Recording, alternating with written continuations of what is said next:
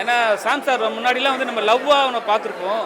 இப்போ வந்து டோட்டலாக ஃபுல்லாகவே வந்து ஆக்ஷனில் இறங்கிட்டாரு. படம் சூப்பராக இருக்குது. அது இல்லாமல் வந்து படத்தில் கரு ஒன்று ஒரு விஷயம் வச்சுருக்காங்க. வித்தியாசமாக இருக்குது. படம் நல்லா இருக்குது. ஃபேமிலியோட கண்டிப்பாக வந்து பார்க்கலாம்.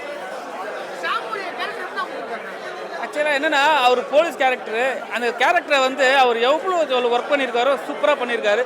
அதில் வந்து என்னென்ன ட்விஸ்ட்டு கொடுக்கணும் முடியுமோ டேரெக்டாக படத்தை பற்றி சொல்ல முடியாது. ஏன்னா படம் ஃபுல்லாகவே ட்விஸ்ட்டாக போயிட்டுருக்கோம். அது கரெக்டாக உட்காந்து பார்த்தீங்கன்னு வச்சிங்களேன் நல்லா புரியும். இந்த பிளாக் மேஜிக்னு சொல்லுவாங்க, அது வந்து க்ளீனாக காட்டியிருக்காங்க. ஆனால் வந்து லாஸ்ட்டாக வந்து அது புரியும்படியாக வச்சுருப்பாங்க. நல்லாவும் இருக்குது.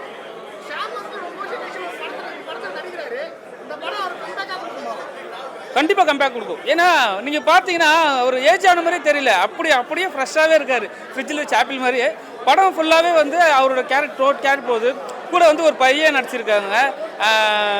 அவர் வந்து பார்த்தீங்கன்னா அவர் கூடவே ட்ராவல் பண்ணுவாங்க. அவரோட ஸ்டோரி நல்லா இருக்குது. டோட்டலாக வந்து படம் பார்க்கும்போது லாஸ்ட்டாக ஒரு ட்விஸ்ட் வச்சுருப்பாங்க. பயங்கரமான ட்விஸ்ட்டாக இருக்கும். நல்லா இருக்குது.